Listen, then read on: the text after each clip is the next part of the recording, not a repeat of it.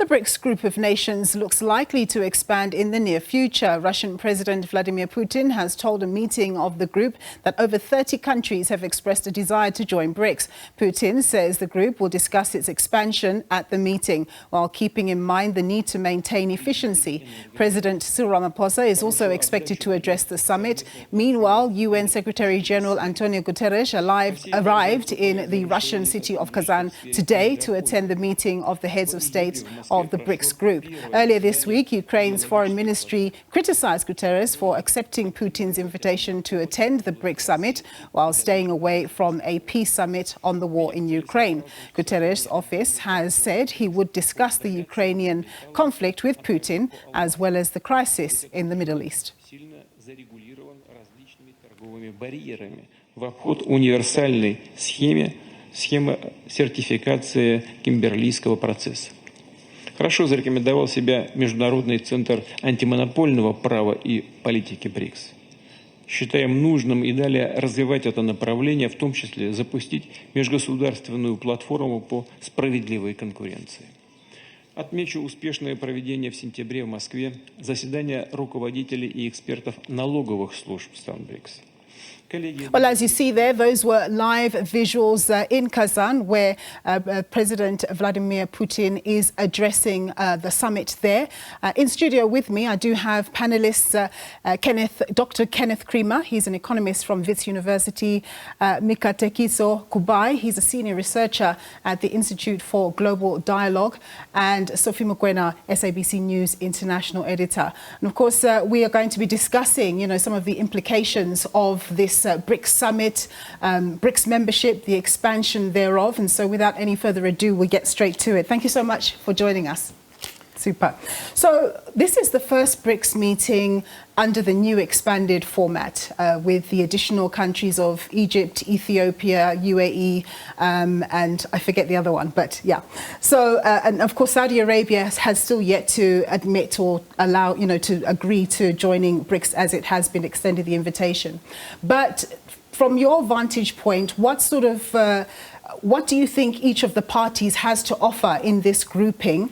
And is it really equal partnership? Perhaps I can start with you, Mika. Thank you so much once again for inviting me to this conversation. The same question put differently would be, is it an unequal, a partnership?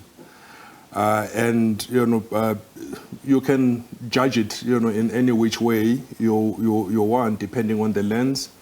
But I tend to look at what the BRICS documents actually say, and how decision making tends to get taken.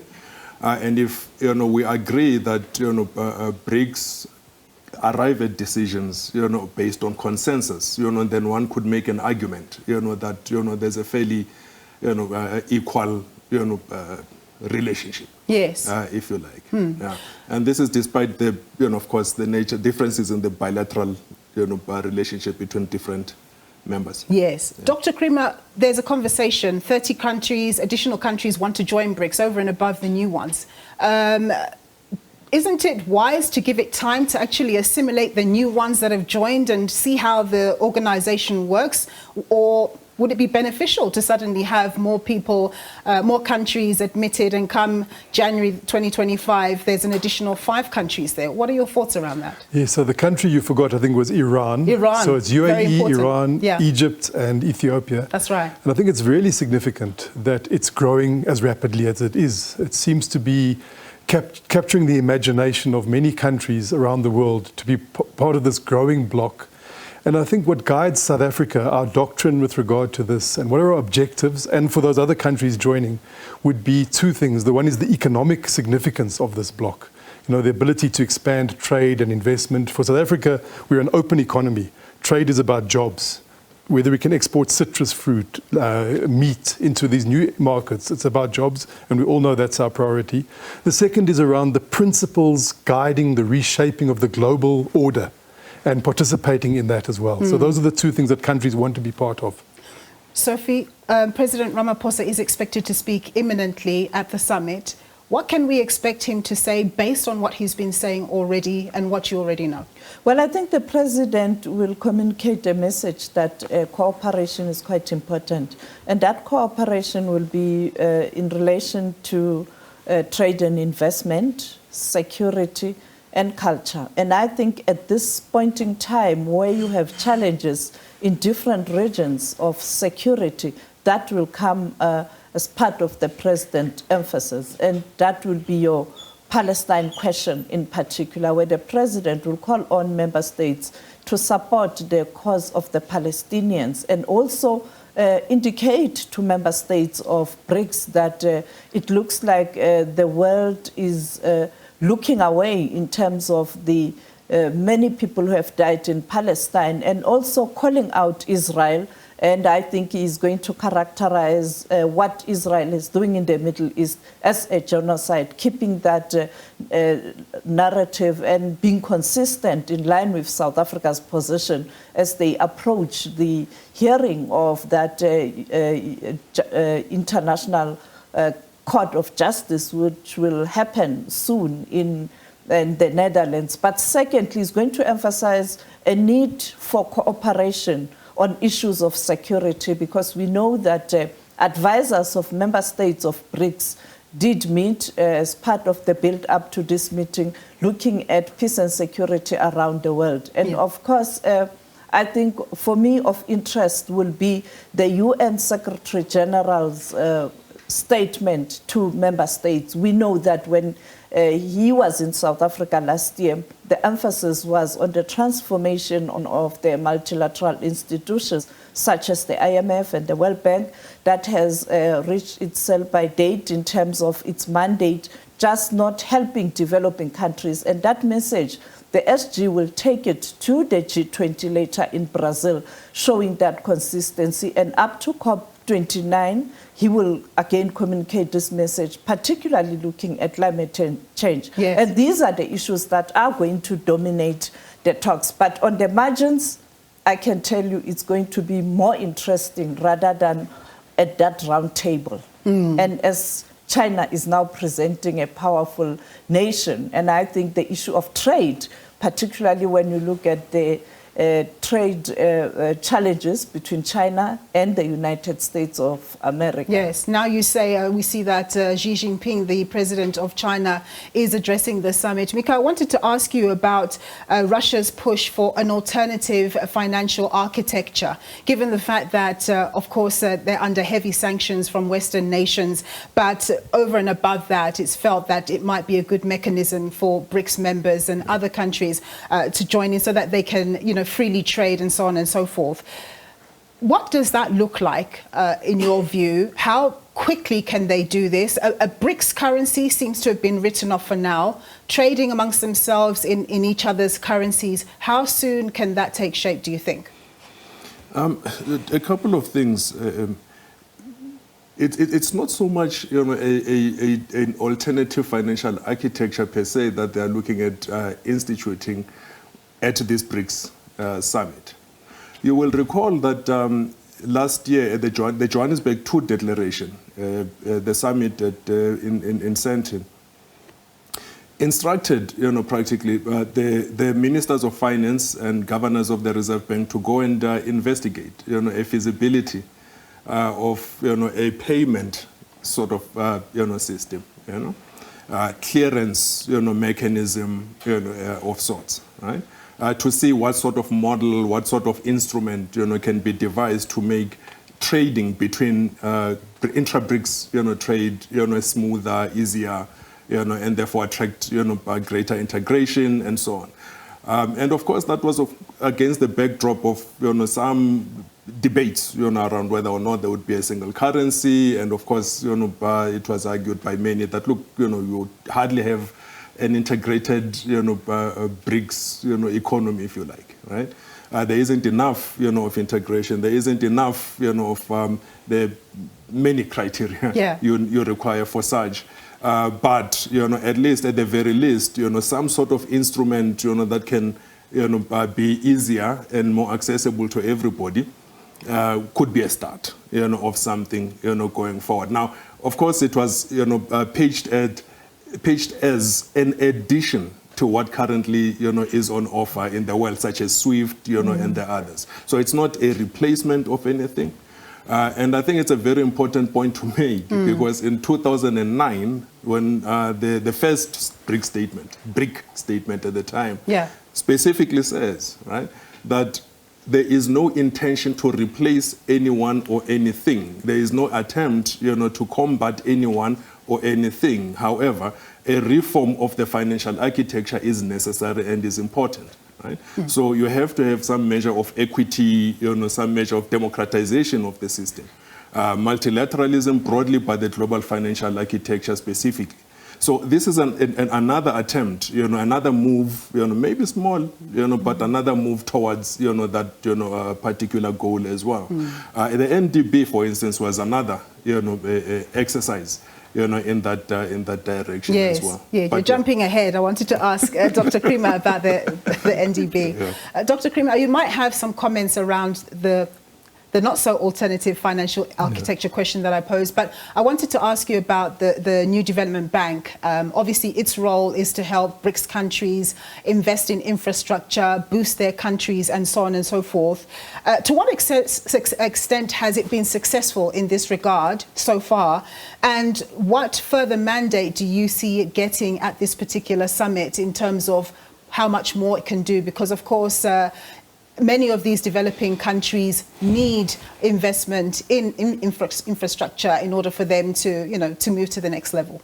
Yeah, there's tremendous financial gaps in the world in terms of, look at Africa, the gap between the infrastructure that we need to electrify, to build the roads, to build the ports, to build the rail so that we can trade is very important. And the BRICS Bank has got a role, the New Development Bank has got an important role to play in that. But I think it's early days. It's still being capitalized. South Africa's put capital into it itself. And I think it's early days. I think it will do an important job. It will fill some of those gaps. But as South Africa, we're going to have to box smart in this global environment. There's going to be there's what do they call it, path dependencies. Our historical trading partners are still important to us. These are just new opportunities that we need to work on. So we might still need to go and speak about access to European markets, access to American markets, AGOA. It's all of these are on the agenda. But what BRICS brings us is a new opportunity to look at trade and financial flows in areas where we really haven't had them, and we could really deepen them, and the potential is quite significant. Mika, can South Africa have its cake and eat it when it comes to trade and investment relations with the East and the West? We are increasingly living in a polarized world where it's them and us, and we see that with certain wars that are taking place, certain conflicts that are taking place. And there is quite a real possibility that Donald Trump will come into power, come January. And if that's the case, we know he wasn't particularly favorable to Africa in his previous reign, so to speak. Do you think that he would definitely want to punish a country like South Africa for, liaising with the likes of Iran, China, and Russia, So do you think that there could be consequences in that regard, which then influence other Western countries in terms of how they perceive South Africa and the opportunities we have? I know there's AGOA, but apparently AGOA really doesn't scratch the surface that much in terms of trade, but still it's symbolic. Well, there is a lot to it, many dimensions. You also have to consider that South Africa is an independent, sovereign state, and so are the other fellow members of the BRICS bloc. So if you were to say to South Africa that, look, you can only have friends with this one and that one and the other because we trade with you, and not that one and the other, or else we will withdraw our trade. It can't quite work like that. Yeah. Right? Because I don't see them punishing India, for example. Exactly. There you have it. I mean, they've got serious agreements, with India going on. And in fact, they also, by the way, still have a relationship with China. Despite some of these challenges going on.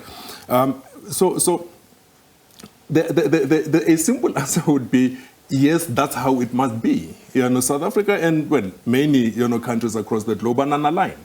BRICS itself says it is not an alliance per se. It is a forum. Right? the countries are coming together, saying, look, we need to look at various instruments to improve, the living conditions of our, various peoples. We need to look at, how the global economy works, and does it work for everybody? And the reality is, you have, a dysfunctional multilateral system. And that is why you have the likes of BRICS. In fact, the G20, exists precisely because, you have a multilateral system that is, shaky, among others. So you can't punish South Africa, for having, trade and, relations, with others just because the US has an issue with Iran or China or the other. South Africa is a member of the non-aligned movement. Yes. Right? We do not want to take sides on issues, right, per se. We want to do business with everybody. We want peace, in the world. We want, to do precisely what that thing that that UN Charter, wants, to see done. I mean, the authors of the UN Charter wanted to encourage and promote, peaceful relations between states. South Africa wants that. The UN Charter also says, we must promote development and so on. Multilateral system is supposed to achieve that, promote development. That hasn't been happening in decades. Yeah. That is why you have BRICS. And South Africa wants that, not to, take part, in great power battles and great power tiffs. We have no business in that. We're a small economy. We want to trade with everyone. We want to encourage our young people to innovate things, to produce things. We want to achieve manufacturing. So we have to take decisions that are just best, in our national interest. And we are not, in a battle with anybody, over anything. Sophie, I've seen you nodding your head furiously at the comments and the inputs that are being made, but over and above any comments that you want to make around what we've been discussing, I wanted to ask about South Africa representing, at forums like G20 and forums like BRICS. Is it enough for the whole African continental voice?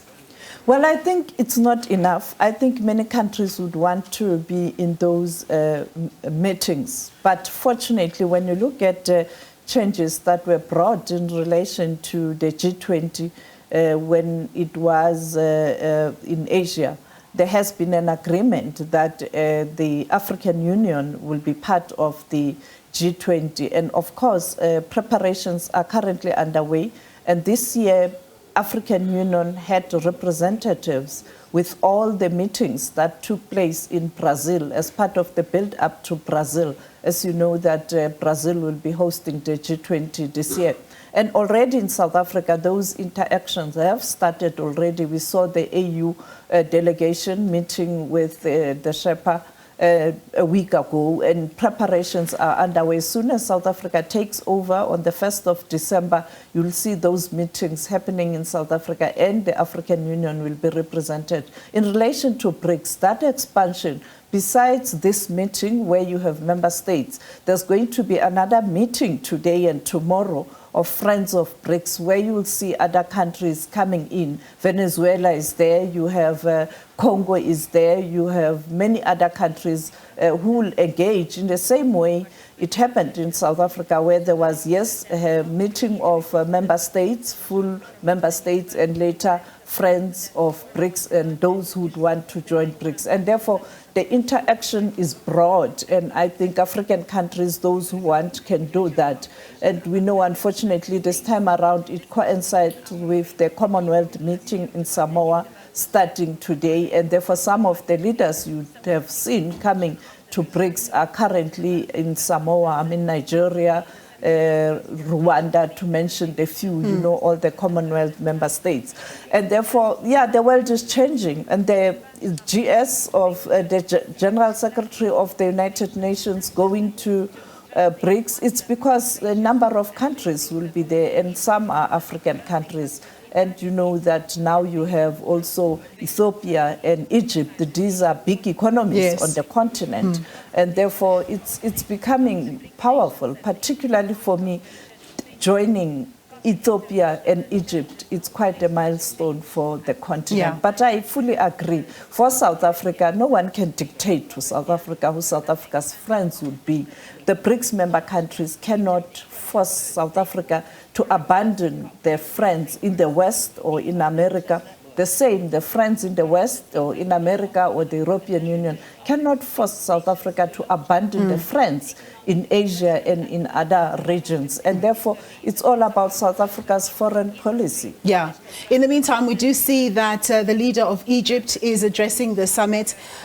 Dr. Krima, I wanted to ask you about the nuts and bolts, the things that are going to affect our economies, the respective economies. Things like digital, transformation in economies, food security, climate change mitigation, all of these lovely things that we need to achieve, which all have a price tag on them.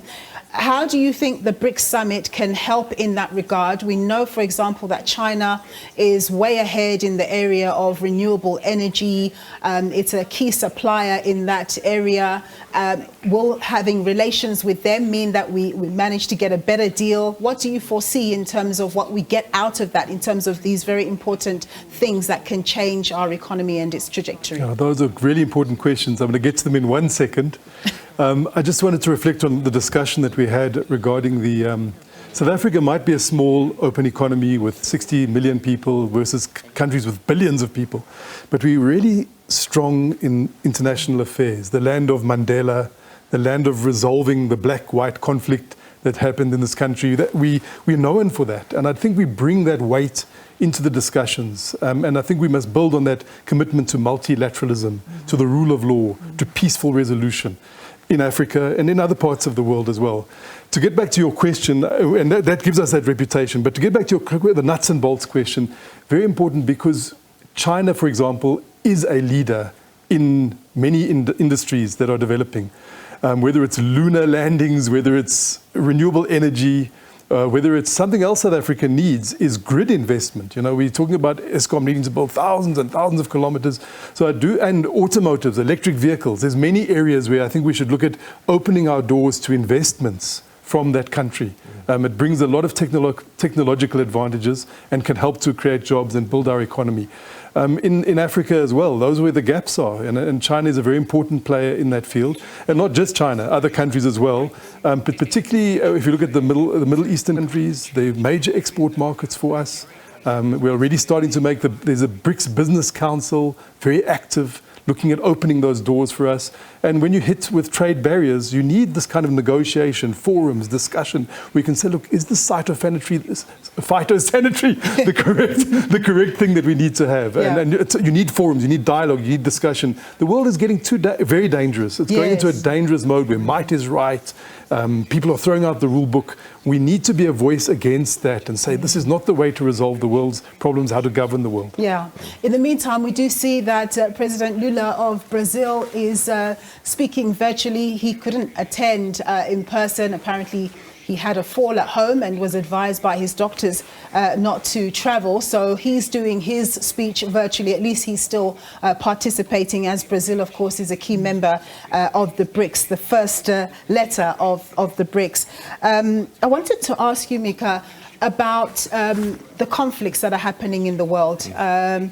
There's always, right now, as we're speaking, we were discussing with Sophie yesterday, you've got the BRICS Summit that's happening here on this side, and then you've got the Bretton Woods institutions, that is the World Bank and the IMF, having their meetings. And of course, the world is watching both of those meetings, but the world is also watching these teetering on the brink type of conflicts. And what is the danger that these conflicts actually overshadow all of these discussions that we're having? I wouldn't want to be sensationalist, but people are saying that we're a couple of steps away from potential nuclear war.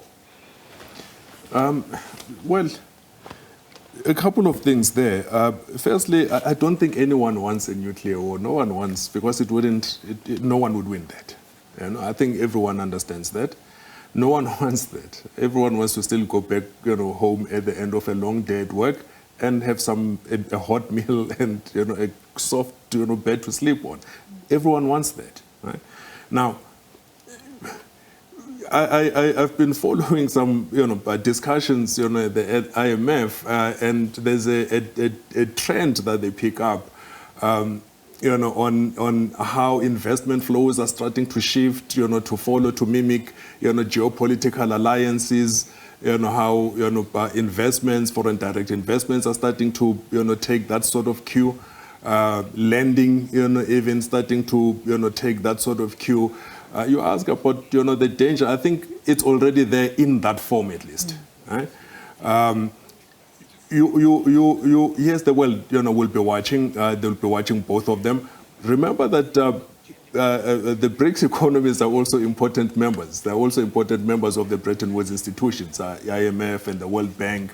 They're also important members of the G20 that is also about to happen. And the G20s, they will be meeting now, as BRICS heads of state and government, and then from there proceed, to go and debate and negotiate and discuss, with, their counterparts from Western economies, the advanced economies from the West as well, whose opinion, whose decisions also would impact, how the IMF, the Bretton Woods institutions, can then, behave, and so on. However, if one was to make a simple point on this, on the workings of the Bretton Woods institutions, there has been a growing consensus, a growing momentum for reform of multilateral development banks, right, and the global financial architecture, and precisely because development has simply not been happening for decades.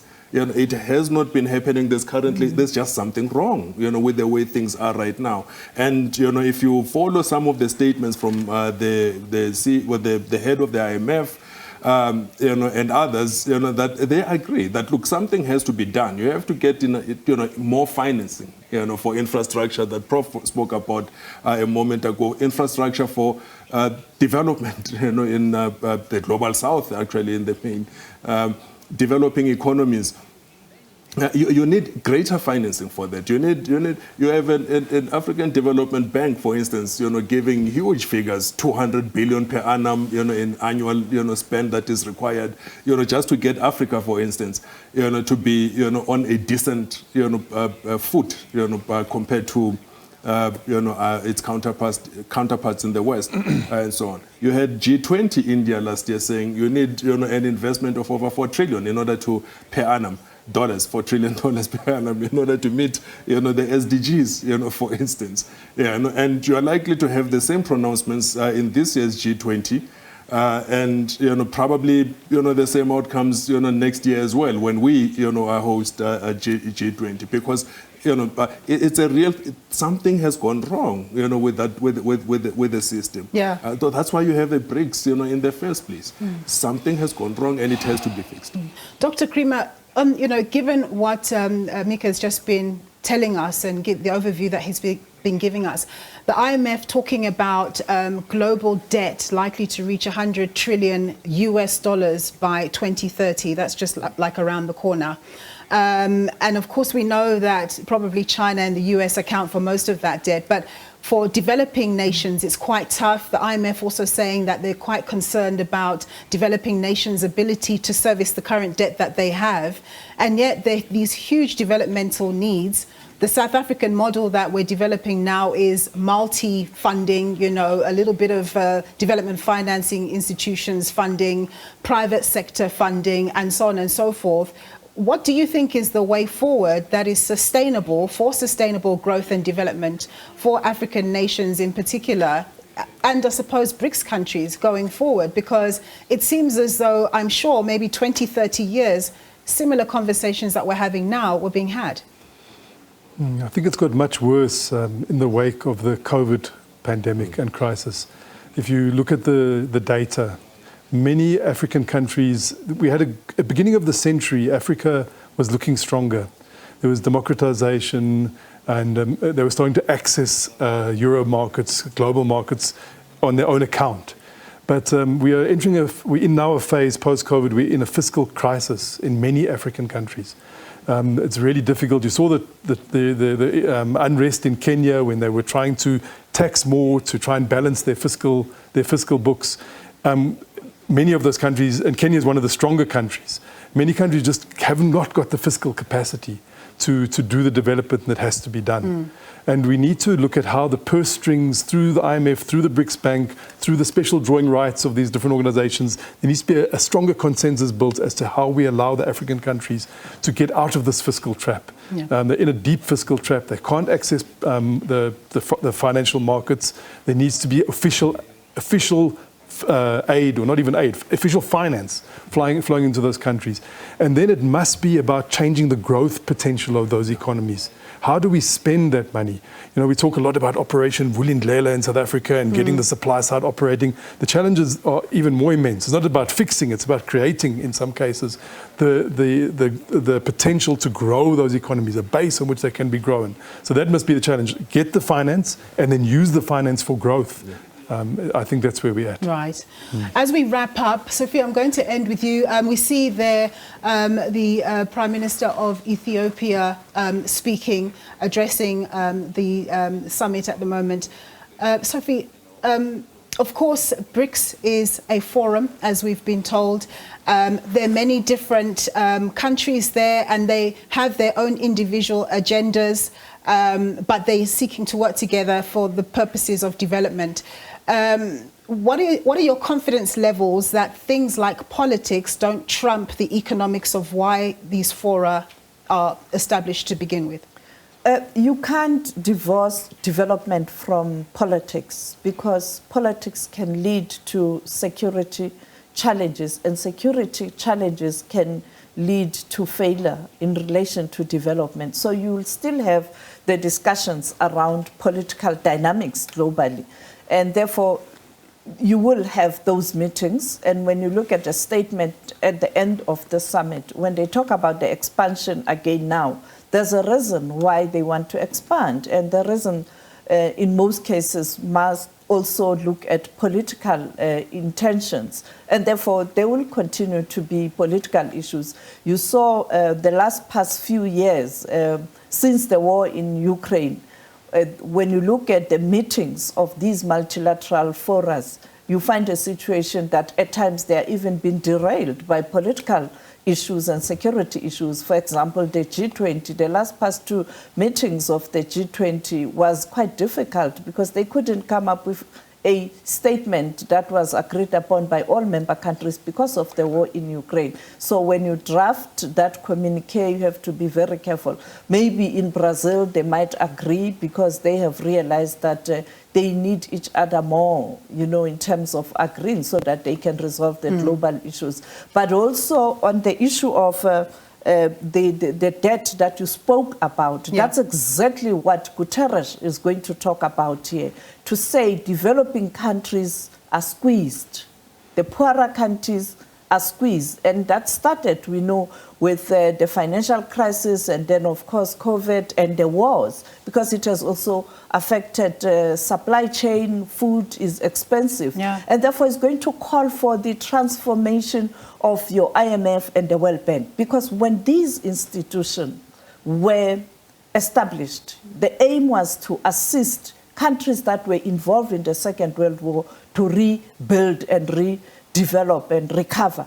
Nobody thought about other countries, particularly Africa, because we are not even existing, much as Africa was there when the United Nations was formed. Because we know that our forefathers went to fight in the First World War, in the Second World War.